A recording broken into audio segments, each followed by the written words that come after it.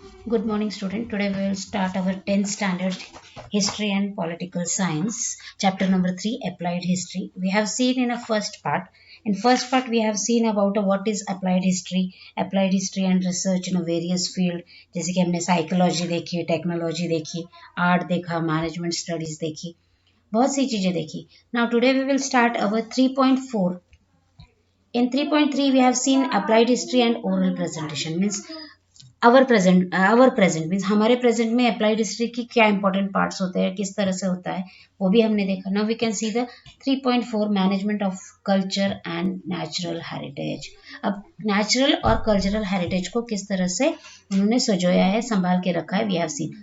अब a cultural heritage, it is in the form of human creation. अब जो cultural heritage होता है वो क्या होता है, ह्यूमन क्रिएशन मीन्स हम लोग जो क्रिएट करते हैं. it is of two types, tangible and intangible. अब ये हम दो टाइप में देखेंगे, tangible देखेंगे और intangible देखेंगे. अब tangible जो होता है वो physical होता है, जैसे कि जिसे हम छू सकते हैं, देख सकते हैं. This type of culture heritage includes ancient sites, जैसे कि हम्पी देखा, हरप्पन मोहनजोदड़ो साइट्स देखी, हमने बहुत सी साइट्स देखी है उनके हिसाब से. Ancient sites, building, artefacts, manuscripts, sculptures, painting etcetera. जैसे कि अभी देखा जाए तो अजंता में हमने जो साइट्स देखी, वहाँ पे पद्मपानी की मूर्ति है, बहुत से स्कल्पचर्स देखे हुए हैं. ओके. Intangible cultural heritage. अब इनटेंजिबल मीन्स जो हम छू नहीं सकते, विजिबल नहीं होते जो हमारे लिए, जैसे कि this type of cultural heritage including the following things. अब उसमें कैसे होता है, गाना गाना, स्टोरी सुनाना, वो हम छू नहीं सकते. Oral tradition and their languages. अब वो ओरली बोला जाता है, अलग अलग भाषाओं में उसका इस्तेमाल किया जाता है. ट्रेडिशनल नॉलेज, किस तरह से ट्रेडिशन का नॉलेज होना चाहिए. Social customs and ritual of the celebratic festivals. अब जैसे कि दिवाली है, दशहरा है, नवरात्रि, ये हमारे रिचुअल्स है, फेस्टिवल्स है. गुड़ी पाड़वा हो गया. So these are our rituals and festivals.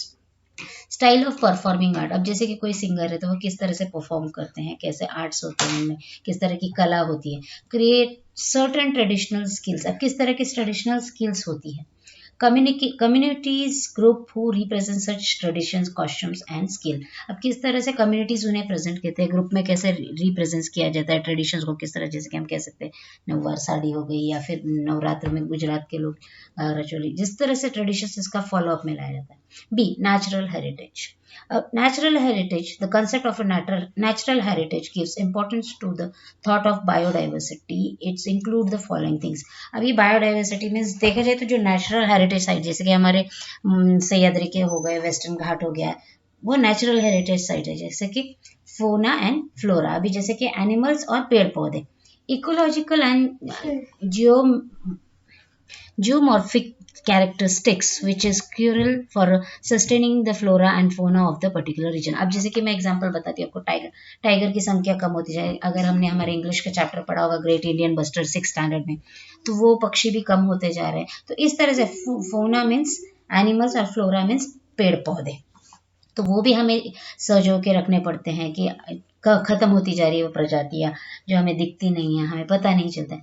It is essential for the benefit of a future generation to preserve our heritage. अब ये क्यों हमें प्रिजर्व करके रखना है, क्योंकि आने वाली पीढ़ी को अगर इन चीज़ों के बारे में पता ही नहीं चलेगा तो कैसे होगा, तो उनके लिए हमें इसे प्रिजर्व करके रखना पड़ता है. UNESCO, the global organisation, has announced some directives with the objective of promoting the culture and natural heritage. On the base of those directives, list of sites and traditions are declared as a world heritage site. अब जैसे कि directives में उसके rules के हिसाब से उन्हें declare किया गया कि जैसे कि सह्याद्री के बताया मैंने, वेस्टर्न घाट बताया, जैसे बंगाल हमने टाइगर्स के बारे में मैंने आपको एग्जांपल दिया, तो इन्हें वर्ल्ड हेरिटेज साइट करके डिक्लेयर किया गया है क्यों, यूनेस्को ने, क्योंकि ये हमें आगे की, हमारी जो आगे की जनरेशन है उन्हें भी इनके बारे में पता होना चाहिए, इसीलिए इसे वर्ल्ड हेरिटेज साइट के थ्रू डिक्लेयर किया गया. The list of UNESCO World Natural Heritage now include Western Ghat, the Kasu Plateau in District Satra. अब ये कासू प्लेटू क्या है, यहाँ पे साल में एक ही बार बहुत अलग अलग तरह के फूल ये होते हैं, एक मरुस्थल की तरह, एक मरुस्थल की तरह है. Is also part of the western Ghat. Western Ghat का ये भी एक पार्ट है. Now look at the at a glance. अब हम ये देखेंगे the Indian tradition declare oral and intangible heritage site. अब oral and intangible heritage sites के बारे में बताएं। 2001 कोट्टियम संस्कृत थिएटर केरला, केरला में 2001 में इसे हेरिटेज इंटेंजिबल हेरिटेज साइट करके डिक्लेयर किया है। 2003 द ट्रेडिशन ऑफ वैदिक चैंटिंग, अब 2003 में वैदिक चैंटिंग इसे इंटेंजिबल हेरिटेज साइट बताया गया। 2005 Ramlila, the traditional performance of Ramayana in Uttar Pradesh, Ramayana में उत्तर प्रदेश एक ओरली प्रेजेंट किया जाता है। 2005 में ये भी इनटेंजिबल हेरिटेज साइट करके डिक्लेयर किया। 2009 Ramman religious festival and ritual theatres of Garhwal Himalaya, Himalaya का ये रिचुअल है, फेस्टिवल है। 2010 Kalbelia folk songs and dance of Rajasthan, Rajasthan के जो फोक सॉन्ग्स थे, डांस थे, उसे भी डिक्लेयर किया गया हेरिटेज के लिए, इंटेंजिबल हेरिटेज साइट में। 2010 चाहू dance, A tradition from eastern India, ये चाहू डांस एक प्रकार का नृत्य होता है जिसे 2010 में इंटेंजिबल हेरिटेज साइट में डिक्लेयर किया गया। 2010 Mudiyettu ritual theatre of Kerala, Kerala का एक रिचुअल थिएटर जिसमें मुद्रित करके एक परफॉर्मेंस किया जाता है। 2012 Buddhist chanting of Ladakh, recitation of a sacred Buddhas text in the trans Himalaya. अब ये 3 टाइप्स के हिमालय में हमने देखा, हिमालय के अगर आप लोगों ने ज्योग्राफी का चैप्टर फर्स्ट पार्ट पढ़ा होगा तो उसमें आपको ये ट्रांस हिमालय के बारे में बताया गया। ये 3 टाइप के हिमालय, सह्याद्री, उसके बाद Himalaya second one, and the last one is a transaction Himalaya. Ladakh region and Jammu Kashmir में इसका ये किया जाता है। इसे 2012 में हेरिटेज साइट करके डिक्लेयर किया गया। 2013 Sanskrit and ritual singing, drumming and dancing of Manipur, Manipur का ये जो एक डांस परफॉर्मेंस है उसे भी रिचुअल बताया गया। 2014 traditional craft of making utensils and brass of copper among them, और 2014 में ट्रेडिशनल क्राफ्ट, क्राफ्ट आपको पता है चीजें बनती, यूटेंसिल्स जो बर्तन बनाए जो ब्रास और कॉपर से बने। थिएटर्स ऑफ जैनदिल गुरु पंजाब, पंजाब में इसे डिक्लेयर किया गया। 2016 yoga. Now look at the world cultural heritage site India. 1983 Agra fort, अगर आपने आगरा देखा होगा, आगरा का किला देखा होगा, आगरा फोर्ट। 1983 अजंता केव्स, अजंता एलोरा के केव्स फेमस है, हमने देखे। 1983 में वेरुल एलोरा केव्स देखे औरंगाबाद में जो है। ताजमहल दिल्ली का आपने देखा होगा 1983 में, इसे भी कल्चरल हेरिटेज साइट बोला गया वर्ल्ड इंडिया की। 1984 group of monuments of Mahabalipuram, monuments जो कह सकते हैं हम। Then 1984 sun temple Konark, Konark का जो सन टेम्पल है, सूर्य मंदिर। 1986 church and convents of Goa, Goa के चर्च डिक्लेयर किए गए वर्ल्ड हेरिटेज साइट में। 1986 फतेहपुर सिकरी, आपने आपको अगर पता हो तो। 1986 group of monuments at Hampi, Hampi मैंने अभी आपको बताया जो स्कल्पचर हमारे टेंजिबल में आता है जिसे हम देख सकते हैं, छू सकते हैं। Khajuraho groups of memento, Khajuraho के मंदिर आपने अगर देखे हो। 1987 एलिफेंट केव, मुंबई के पास जो है elephant caves. 1987 great living Chola temples. 2004 में Gangaikonda Cholapuram, Brihadeeswara and Airavatesvara at Darasuram. 1987 group of monument at Pattadakal. 1989 Buddhist monument में at Sanchi. 1993 Humayun tomb Delhi. 1993 Qutub Minar and its monument Delhi, Delhi का कुतुब मीनार आप लोगों ने देखा होगा, उसे भी वर्ल्ड हेरिटेज साइट करके डिक्लेयर किया गया। 1999 mountains of railways of India, India के जो mountain railways, Darjeeling Himalaya railways, Nilgiri mountain railways, the Kali Shimla railways, ये भी हेरिटेज वर्ल्ड हेरिटेज साइट करके डिक्लेयर किया गया। 2002 महाबोधि टेम्पल कॉम्प्लेक्स एट बोध गया, बोध गया का जो महा टेम्पल है बौद्ध के, उसे भी heritage site world heritage site India की डिक्लेयर की गई। 2003 rock shelter of Bhimbetka, Bhimbetka जो रॉक शेल्टर है। Then 2004 Champaner Pavagadh archaeology park, archaeology Champaner Pavagadh. Then 2004 Chhatrapati Shivaji Maharaj terminus and Mumbai का जो छत्रपति महाराज, उसे भी है वर्ल्ड हेरिटेज साइट करके डिक्लेयर किया गया। रेड फोर्ट कॉम्प्लेक्स, दिल्ली का जो लाल किला है हम कह सकते हैं, 2007 में उसे भी हेरिटेज साइट डिक्लेयर की गई। जंतर मंतर जयपुर का जो है उसे भी 2010 में वर्ल्ड हेरिटेज साइट करके डिक्लेयर किया गया। हिल फोर्ट्स ऑफ राजस्थान, राजस्थान के बहुत से हिली फोर्ट्स किले हैं जो हमने देखे। देन रानी कीवे the queen of stepwell at Patan Gujarat, Gujarat की जो रानी थी उनके 2014 में वो भी एक किला था जो पैठन में गुजरात में, उसे भी वर्ल्ड हेरिटेज साइट करके डिक्लेयर किया। 2016 archaeology site of Nalanda Mahavir, Nalanda university at Nalanda Bihar, Bihar की जो नालंदा यूनिवर्सिटी फेमस थी 2016 में, उसे भी हेरिटेज साइट डिक्लेयर किया गया वर्ल्ड की। 2016 the capital complex of Chandigarh, Chandigarh का जो कॉम्प्लेक्स था कैपिटल, उसे भी डिक्लेयर किया गया world heritage. Ahmedabad historical site, Ahmedabad की जो हिस्टोरिकल साइट थी उसे 2017 में वर्ल्ड हेरिटेज साइट करके डिक्लेयर किया गया। देन 2014 नव वी कैन 2017 का हमने देखने के बाद वर्ल्ड नेचुरल हेरिटेज साइट जो कौन सी थी वो हम देखेंगे। 1985 करंजन national park, Keoladeo national park 1985 Manas wild life sanctuary, 1987 Sundarban national park, 1987 Sundarban national park, then 1988 Nanda Devi and Valley of 2005 Flowers National Park, then 2012 Western Ghat, 2014 Himalaya National Park conversion areas mixed, 2016 में कोजनगढ़ national park हमने देखा। Now we can look at the third part of a history. हमने second part में देखा, हमने second part में हमने क्या देखा, तो management of a cultural natural sites को किस तरह से उन्होंने मैनेज किया। टेंजेबल साइट देखे हमने, इनटेंजेबल साइट देखी जो विजिबल्स है, जो फिजिकल दिखाई गई है। देन फ्लोरा और फ्लोरा के बारे में हमने पढ़ा, यूनेस्को ने कैसे कैसे वर्ल्ड हेरिटेज साइट डिक्लेयर की, national world natural heritage site भी डिक्लेयर हुई। Now we can go for our third part. In third part we have seen the culture and natural heritage management. अब cultural और natural heritage management को उन्होंने किस तरह से अप्लाइड हिस्ट्री में फॉलो अप में लाया। Culture and natural heritage management is one of the main aspect of applied history. अब ये मेन इंपॉर्टेंट एस्पेक्ट्स है अप्लाइड हिस्ट्री के।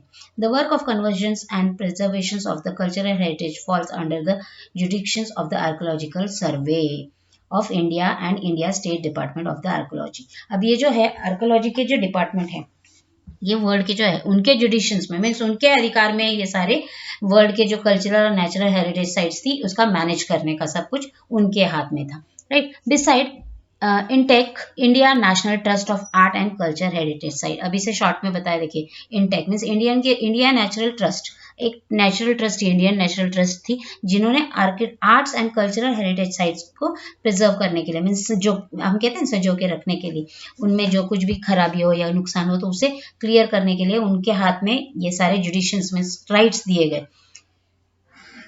Is actively working in this field, और ये वर्क कर रहे हैं, वो उस फील्ड में एक्टिव है पूरी तरह से, वो उसकी जानकारी हासिल करना। जैसे कि आप ये देख रहे हैं कलश टेम्पल, वेरूल का जो आपने टेम्पल देखा ये। Then the work of convergence and conservations and preservations of a culture and natural heritage requires participation of an expert from various fields.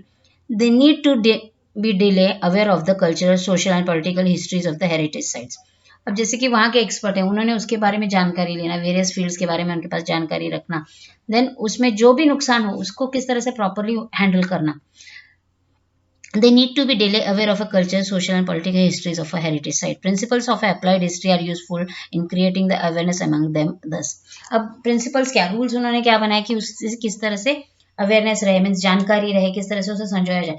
The first point, the operation necessary for the conservation, preservation and development of a heritage site can be handle without causing any changes in the original site. अब जैसे कि कोई heritage site है, अगर उसकी दीवार टूट जाती है, कोई किला है, किले की अगर दीवार टूटती है तो वो दीवार फिर से बनाई जाए, लेकिन जो उसकी नेचुरलिटी है, मीन्स हम कह सकते हैं वो हेरिटेज साइट को किसी भी तरह का नुकसान नहीं पहुंचना चाहिए, जो ओरिजिनल है स्टेटस उसका ओरिजिनल ही दिखना चाहिए। तो ये सब उन्होंने किया। Then second point, the local social structure and psychology of the local people, challenges face them in the present situation and their expectation can be served in details. अब वो जो भी है प्रेजेंट सिचुएशन, पीपल्स के challenges को face करना, psychology जानना, local people की साइकोलॉजी, उसके लिए उनके दिमाग में क्या है, उनकी साइकोलॉजी को जानना, ये सब चीजें उन्होंने सर्वे किया इनके बारे में। Third point, due precautions can be taken to avoid hurting sentiment of the local people, और उस वहाँ के जो लोकल पीपल हैं उनके जो सेंटिमेंट जुड़ा है उन चीज़ों से वो हर्ट नहीं होने चाहिए।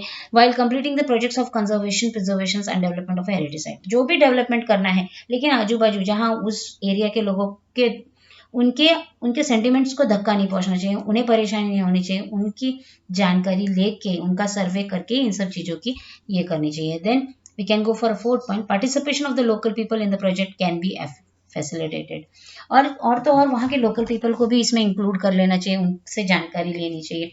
Now, fifth point, systematic plan can be designed to employ the social skill in a creative way and create better opportunity for a livelihood. और तो और उनके भी सिस्टमेटिक प्लान बनाने चाहिए, उन लोकल स्किल्स के बारे में, क्रिएशंस के बारे में जानना चाहिए, उनकी अपॉर्चुनिटीज बेटर क्रिएशन होना चाहिए, अपॉर्चुनिटीज मिलनी चाहिए। Now we can go for our 3.5 affiliated professional field. अब professional field affiliated किस तरह से, knowledge of a history can be supportive in the decision making with the regard of respective legal provisions and public policy in the following field. अब जैसे कि लोगों की following field हम कह सकते हैं ना, हर चीज को हम एक लीगली देखते हैं, प्रोविजंस देते हैं, नियम देते हैं, कायदे का देते हैं, तो पब्लिक पॉलिसीज होती हैं, उन्हें किस तरह से संजो के रखना चाहिए, संभाल के रखना चाहिए. Now first point is museum archives. अब म्यूजियम्स क्या है, म्यूजियम्स आपने देखे होंगे, जैसे कि हमने कस्तूरबा हमने देखा है महात्मा गांधी का म्यूजियम, जहाँ पे सारी चीजें बहुत अच्छे से रखी गई है. आर्काइव्स जहाँ पे हिस्टोरिकल डॉक्यूमेंट्स को प्रॉपरली स्टोर करके रखा जाए. Preservation and conservation of historical sites means किस तरह से हम हिस्टोरिकल साइट्स को संजो के रख सकते हैं, जिनके बारे में हम आगे की आने वाली पीढ़ी को जानकारी दे सकते हैं. उन्हें पता चलना चाहिए कि हमारे प्राचीन काल से चली आ रही सभ्यता किस तरह से है, कैसी है, वो भी हमें प्रिजर्वेशन और कंजर्वेशन के थ्रू पता चलता है. हिस्टोरिकल साइट्स को किस तरह संजोए रखें. Tourism and hospitality. अब टूरिज्म किस तरह से हम लोग, अब जैसे ये टूरिस्ट आते हैं हमारे यहाँ, तो हम उन्हें हर तरह की साइट्स दिखाते हैं. हॉस्पिटलिटी मीन्स किस तरह से व्यवहार होना चाहिए. Entertainment and mass media. अब एंटरटेनमेंट और मास मीडिया भी बहुत इंपॉर्टेंट पार्ट कहलाता है इसमें.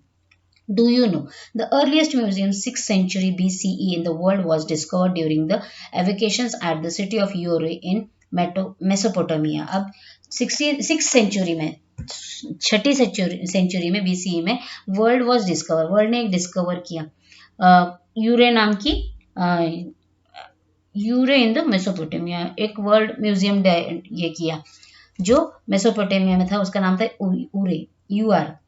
The evacuations were conducted by Sir Leonard Woolley 1922 to 1934. और ये जो कंडक्ट किया था, किन्होंने किया था ये म्यूजियम, हमारे लेनॉर्ड वोलो ने, उन्होंने 1922 से 1934 तक इसको कंडक्ट किया था. This museum was build by the princess of Mesopotamia. और ये प्रिंसेस जो मेसोपोटामिया की प्रिंसेस थी, उन्होंने ये म्यूजियम बनाया था. हर नेम वाज एनिगल्ड. She herself was the curator of the museum, और वो उसकी केयर टेकर भी थी. A noteworthy feature of the museum is the clay tablets inscribed with the description of exhibition article. अब ये एग्जीबिशन कहाँ पे था, आर्टिक्राफ्ट के एग्जीबिशंस के लिए टैबलेट्स इंस्क्राइब किया गया था. Okay, now we can go for page number 20. Do you know Indian museums Kolkata. अब कोलकाता का इंडियन म्यूजियम, ये देखिए पिक्चर आपको दिख रहा है यहाँ पे. The Indian museum at Kolkata was found by the aesthetic society in 1840 CE. अब 1840 CE में ये कलकटिक सोसाइटी, जो कलकत्ता की सोसाइटी थी, उन्होंने ये एस्टेब्लिश किया. नेथल वेलिस, डेनिस बोंटिस was the founder of the first curator of the museum. और ये जो नाम दिया है नेथल वेलिस, ये फर्स्ट फाउंडर थे उस म्यूजियम के. The photograph of a museum seen here in a date of 1905. ये देखिए 1905 में. The museum has 3 main department. उसके 3 डिपार्टमेंट थे, art, archaeology and anthropology. 3 department में इसको डिवाइड किया गया. Other affiliated departments are conservation, publications, photography, exhibition, presentation, model making, training, library, security. और बाकी के जो डिपार्टमेंट थे वो कौन से थे, कंजर्वेशंस करना, पब्लिकेशंस करना, फोटोग्राफ्स के बारे में, एग्जीबिशन प्रेजेंटेशंस के बारे में, मॉडल मेकिंग के बारे में, किस तरह से मॉडल बनने चाहिए, ट्रेनिंग देने चाहिए, लाइब्रेरीज, बुक्स की लाइब्रेरी, सिक्योरिटी के हिसाब से था. Every field mention here requires expert personally with a specialised skill. और हर इंसान की फील्ड में, every field mention here requires, हर फील्ड में एक रिक्वायरमेंट होती है, एक्सपर्ट होना चाहिए, वो उस चीज में पर्सनलाइज होना चाहिए, रिक्वायर्ड होना चाहिए, या फिर उसकी स्किल्स स्पेशलाइज होनी. For example architect, engineer, historians, archaeologist, museum curators, sociologist, archive management professionals, legal expert, skills, photographer etcetera. अब जैसे कि एग्जांपल दिया जाए, फोटोग्राफर, अगर फोटोग्राफर हो, उसकी फोटोग्राफी में स्किल्ड में एक्सपर्ट हो, तो वो कैसे भी किसी भी तरह की फोटोज बहुत सुंदर तरीके से खींच सकते. Then engineers. अब इंजीनियर्स होते हैं, उन्हें अगर हम कहें कि इस बिल्डिंग को उन्हें उसका मैपिंग करना है, तो किस तरह से वो लोग उसको मैपिंग. आर्किटेक्चर्स. अब आर्किटेक्चर्स वाले पुराने चीज़ों के बारे में जानकारी रखना. हिस्टोरियंस जो हिस्ट्री को पढ़ते हैं, बारीकियों से जानते हैं, फिर लिखते हैं. आर्कियोलॉजिस्ट जो प्राचीन काल की चीज़ों के लिए होता है. म्यूजियम्स होते हैं, म्यूजियम केयर टेकर्स वैसे होते हैं, तो उन म्यूजियम में चीज़ों को किस तरह से वो लोग संजो के रखते हैं. सो प्रोफेशनल्स, लीगल एक्सपर्ट्स, सब चीज़ों की जरूरत होती है. Of course this is just a representative list. ये सिर्फ एक लिस्ट है आपके लिए. The help of experts for many more field is required. बहुत सारी फील्ड्स के लिए इनकी रिक्वायर होती है. These experts need to have adequate knowledge of the ancient site, the historical background of the structural remains and artefact. और इनके बारे में उन्हें जानकारी होनी चाहिए, नॉलेज होना चाहिए, हर चीज की जानकारी उनके पास होनी चाहिए. Projects in the field of applied history can create various opportunity of these professional। और इसी वजह से हमारे इस फील्ड में, इस प्रोजेक्ट फील्ड में जो अप्लाइड हिस्ट्री है, इसमें हर तरह का क्रिएटिव वेरियस अपॉर्चुनिटीज मिलते हैं प्रोफेशनल्स के लिए। Now look at this. It is interesting to know archives preserve and store old documents, official records, old film, etc. अब आर्कीव्स क्या होते हैं, तो मैंने आपको भी बताया कि हिस्ट्री के कुछ ओल्ड डॉक्यूमेंट्स, कुछ ऑफिशियल चीजों को सेव करके रखा जाता है, संभाल के रखा जाता है। National archives of India is in Delhi. Every state in India maintain its archive independently. Archives इसे independently maintain करते हैं। Archives with a distinct purpose. The main office of a National Film Archives of India is located in Pune. अब पूना में national आर्कीव्स है, कहाँ है? पूना में है, महाराष्ट्र में। It was established in 1964 as the media of a unit of the Ministry of Information and Background of the Indian government. It served three objects: to search and obtain rare Indian films and to preserve the heritage for the benefit of a future generation. और ये इन्होंने इसलिए preserve किया कि आने वाली generation के लिए, फ्यूचर जनरेशन के लिए इसे प्रिजर्व करके रखा गया। Two categories this important aspects of films, to create documentation and catalogues and carry out research in the field. और इसे कैटलॉग के थ्रू रिसर्च कैरी करके रखा गया, संभाल के रखा गया। To establish a centre of a dissemination of a film culture. Film culture किस तरह से स्टार्ट हुआ, कैसे हुआ, ये एस्टैब्लिश हुआ, कब से हुआ, ये सब उन्होंने वहां पे संजो के रखा। In this lesson we learn about the role of applied history in public training programme for understanding the importance of history. अब हमने ये जो पढ़ा, इस चैप्टर में हमने क्या पढ़ा, तो अप्लाइड हिस्ट्री के बारे में पढ़ा, जो पब्लिक को ट्रेनिंग देती है, प्रोग्राम की ट्रेनिंग देती है, किस तरह से वो उसे समझ सके। The importance of history, history में जो इंपॉर्टेंस चीजें हैं उन्हें किस तरह से ये लोग पब्लिक समझ सके, for creating social awareness regarding the conservation preservation of our natural and culture heritage. और लोग किस तरह से हमारे नेचुरल और कल्चरल हेरिटेज को संजो के रखे, प्रिजर्व करके रखे, जो आने वाली जनरेशन के लिए, आने वाली फ्यूचर जनरेशन के लिए कितनी यूजफुल हो सकते हैं। Using knowledge of history for this purpose to enhance the professional skill of a people and to develop industrial commercial field, to carry out preparatory work and plan for effective implements। किस तरह से implements देते हैं effective of a heritage project etc. It is essential to avoid vandalizing of a historic and public place and to ensure that they are preserved for the benefit of a future generation. और इसे क्यों ये किया जाता है, historic and public places जो भी है उन्हें प्रिजर्व करके रखा जाता है, क्यों, तो इसका बेनिफिट, जिसका फायदा है हमारी आने वाली जनरेशन के लिए बहुत जरूरी है। Now look at this exercise. Question number 1. Complete the sentences by choosing the correct option. The earliest museum in the world was discovered in the evacuation of the city is, आपको पता है इसका answer उरे है। Then the National Archives of India is in dash, कहाँ पे है national आर्किव्स, ये भी आपको बताना है। Then identify the wrong pair in the following, correct it, rewrite. ये आपका होमवर्क है, you have to done this in your class work notebook. Thank you. When you like my channel, subscribe it, like it,